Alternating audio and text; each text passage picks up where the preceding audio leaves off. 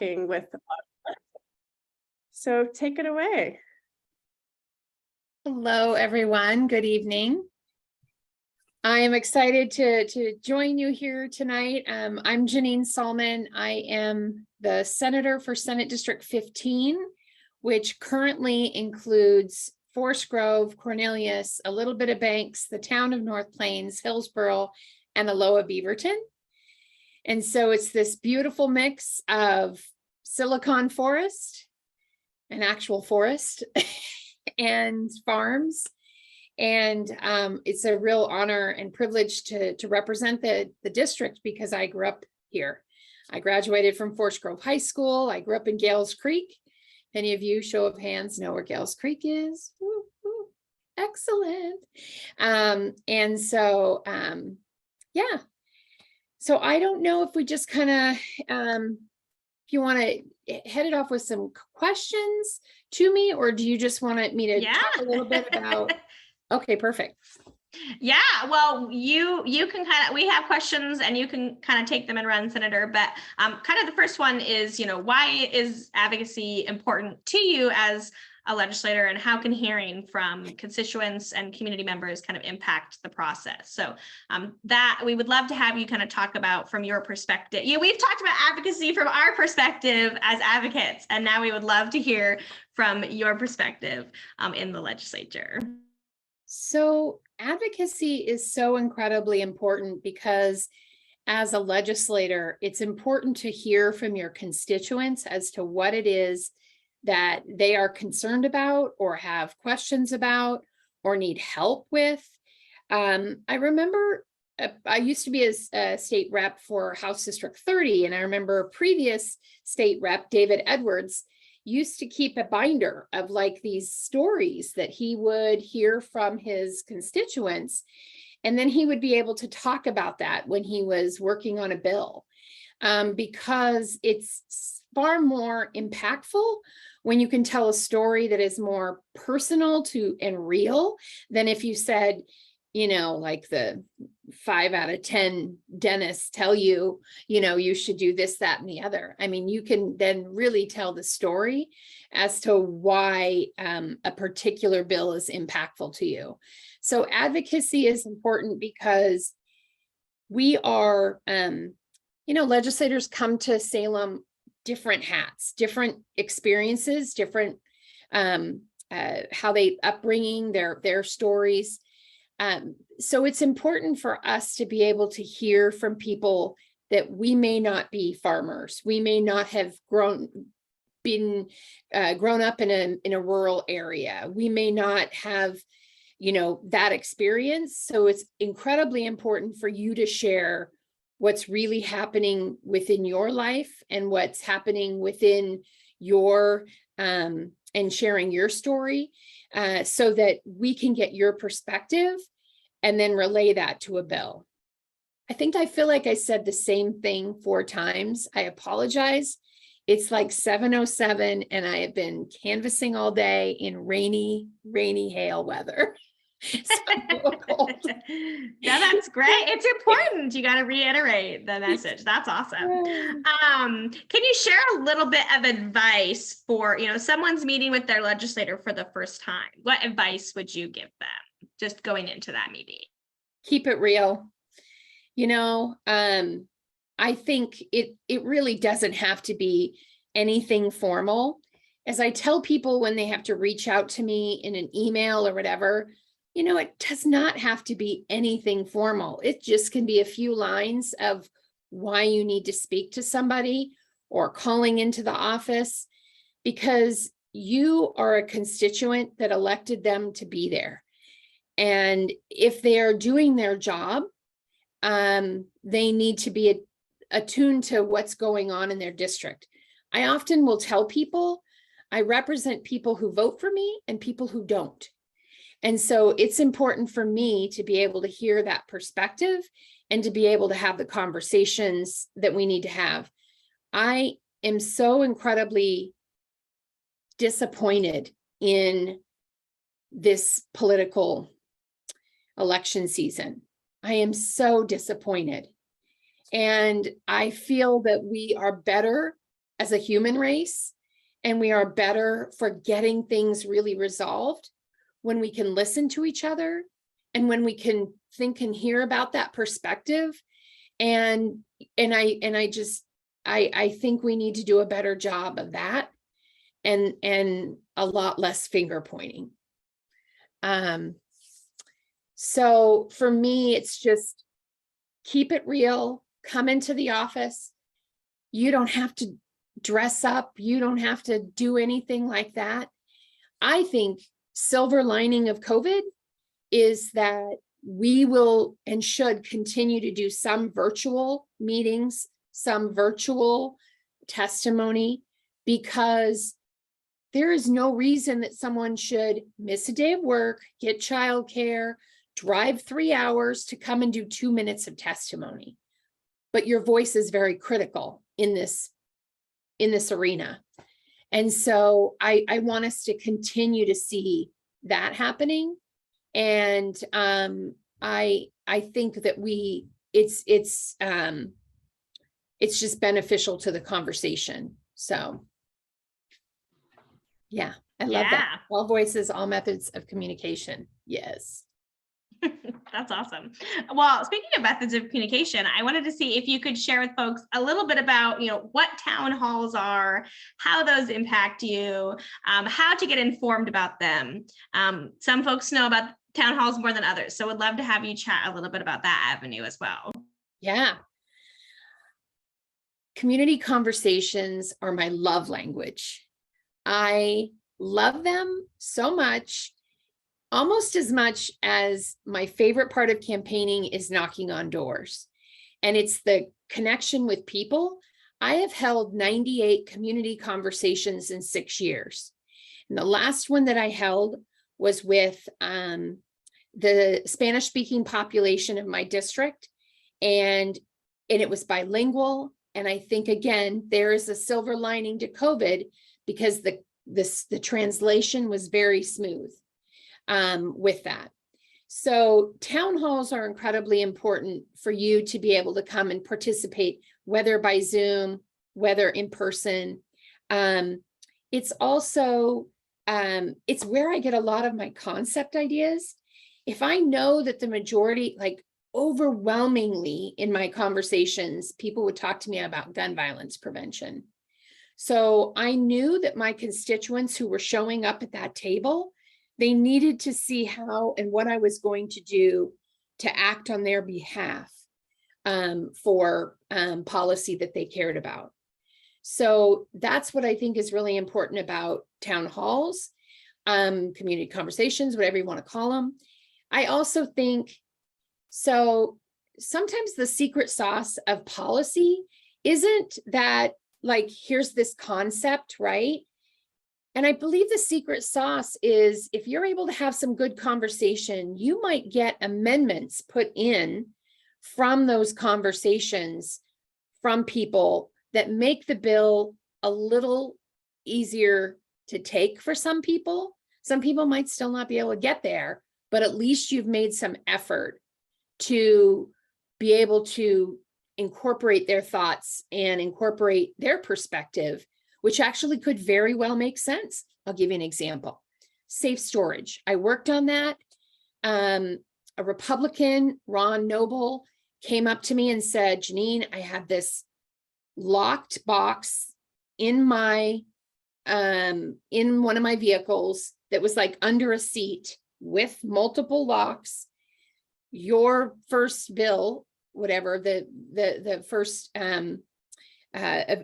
part that when we first initially presented it, that would not have been allowed. That would have still been considered something that was not okay in the bill. So we put in an amendment and we said, that's absolutely okay in that bill because we just want the firearm to be secure. And we don't want somebody to throw it under a seat or so on and so forth. That what you have done and what you have is absolutely the definition of safe storage. So we got that incorporated and put in the bill. I mean, you couldn't vote for it, but it made sense because somebody out there could have probably benefited from it. So but anyway, I just want to share how incredibly important those conversations are. And plus, it just puts us on a human even playing field, right? Some people have community conversations on Zoom. I do a combination, and some do it in a coffee shop.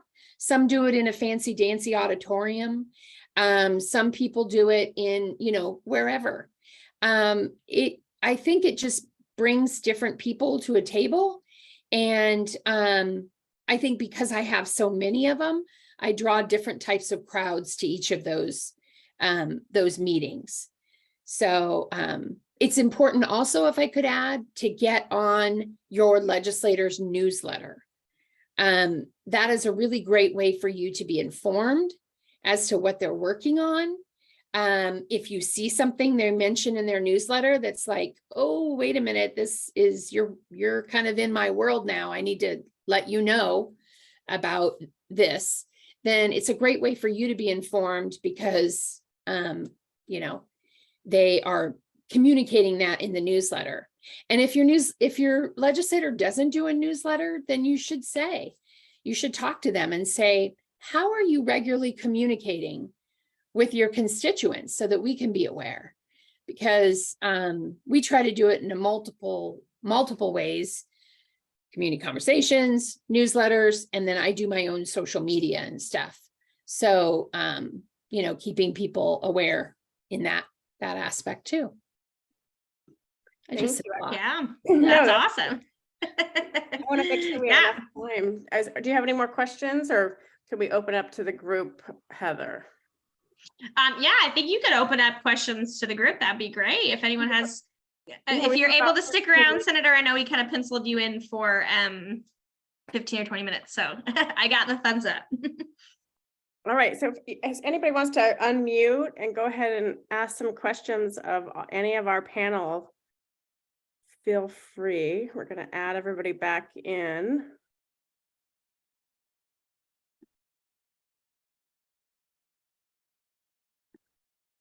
And if no one does, I have extra questions for the senator as well.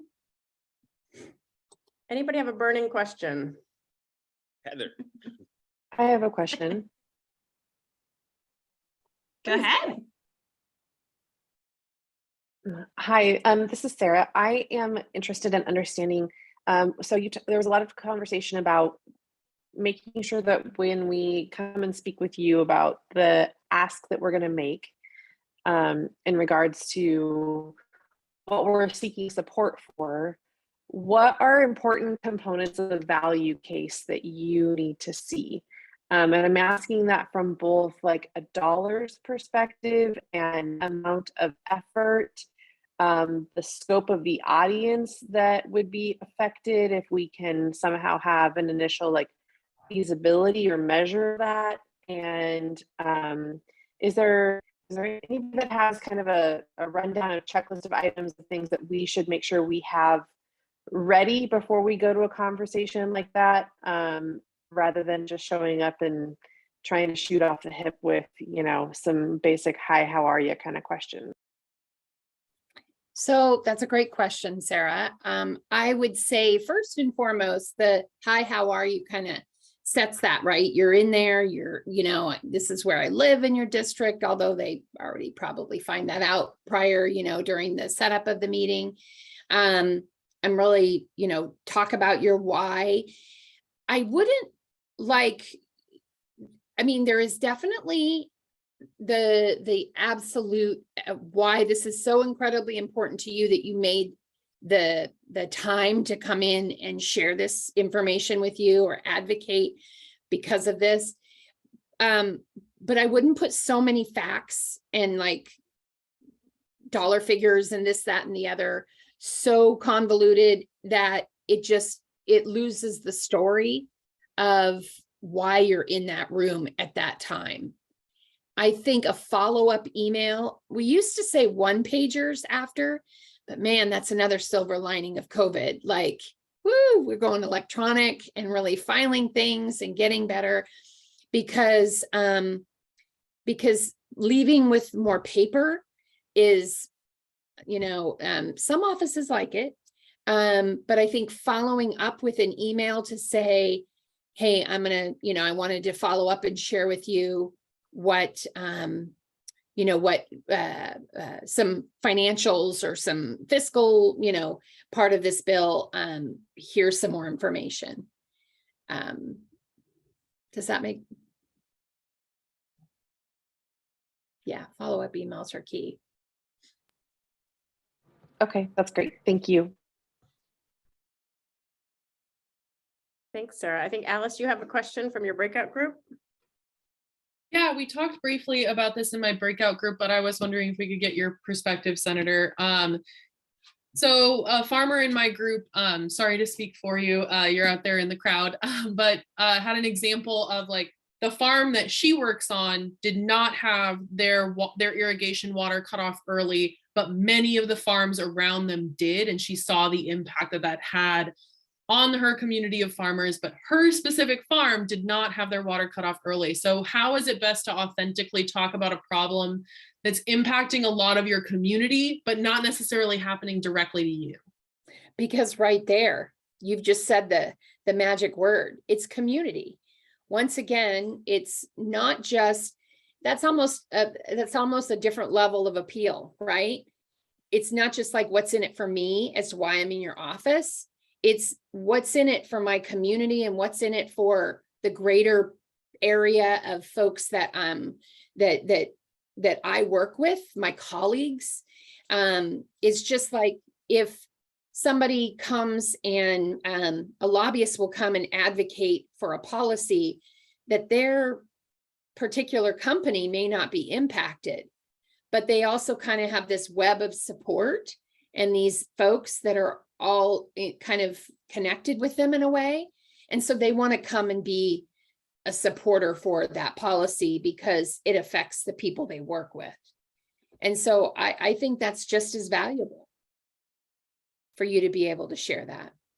And I think being outright, being forward about that, saying, need to be clear that this particular thing doesn't affect me. I haven't had this happen to me, but I have personally seen it affect the people around me, the people, my colleagues that I work with.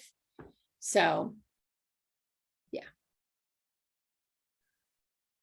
yeah, exactly what you said in chat. Looks like Deborah, you have a question? Yes, thank you. This is also for Janine. So I just have a question about controversial topics. Oh, goody. And working with our legislator. So for instance, on our farm, a lot of what we do has to do with conservation and the mitigation of climate change. And I know that our senator does not believe that climate change is human caused and that there's no role there for farmers around that issue. So I'm just wondering, is it worth having a conversation in person when you know that the individual you're talking to doesn't really even have a foundation of common belief? So another great point and a great question. I think it can be a frustrating conversation because you feel like you're just kind of beating your head up against a wall. But I think it is one that needs to be said, because I think that the more people that come to that legislator with, those issues that they see and their impacts, the more that legislator has to figure out how they're going to address this. And I also think I've often said to people, it's important, even if you think your legislator agrees with you and knows something, it's important for you still to share with them. You may not have to make a personal meeting, but actually, I do think that's still a good idea. And I think it is a good idea about the town halls, because it's a really good reminder to that legislator that people are watching.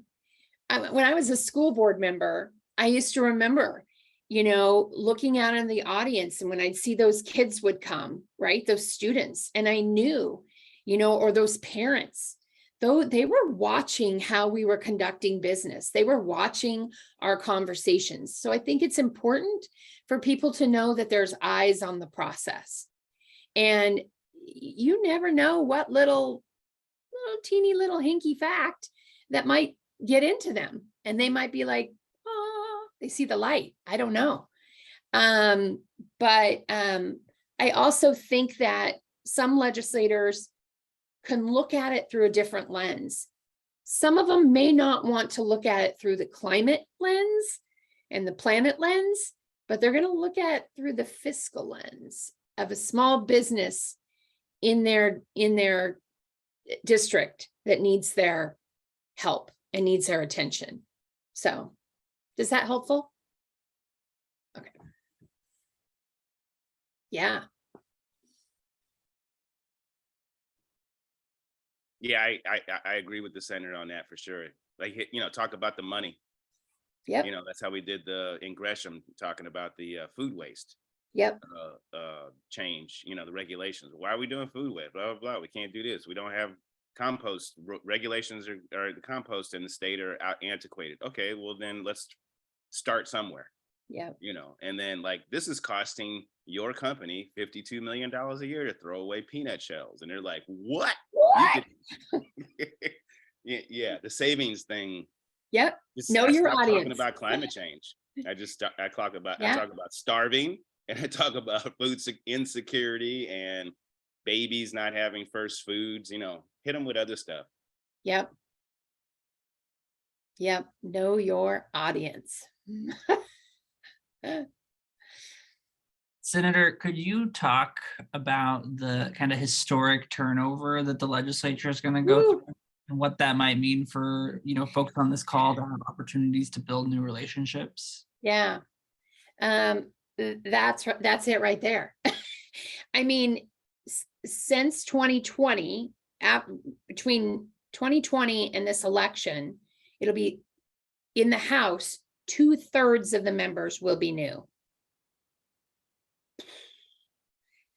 That's crazy. It is really important that you establish relationships with your legislators because of the weird power and just a weird power dynamic of making sure that your legislators know who you are, because you can bet that there are all sorts of other people within that district that are vying to get their attention and working to get their attention. So it's very important that you establish a relationship with them, that you share with them that, hey, I'm a small business in your district. Here's what I bring to the district, and invite them out for a tour. Okay, that's a biggie. Tell them to put on some boots and come. I mean, what legislator doesn't like to put on some rubber boots with a little camera to be able to say, here I am, out here, and being able to do that so that that shows them connected to their district. And so, I'm also I'm a visual learner myself. So I like to see it and see, things in action. And then I can bring those stories back when I'm working on stuff. When I hear something and I'll go, oh, you know what? I was at this farm and I remember when I heard this. So, yeah.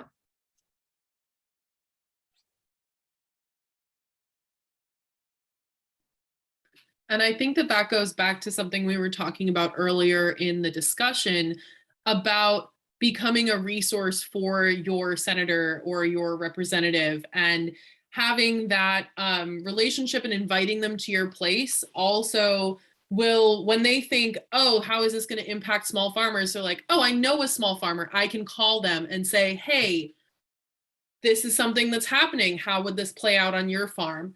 And that's something that, like, your offer, it's a reciprocal relationship. Like, yes, you're a constituent, their representatives and senators want to serve their constituents, but also you can provide them with access to your lived experience and your expertise. And so establishing those relationships early can be a great way to change the narrative about who necessarily is all farmers in their district, and make sure you're on that list.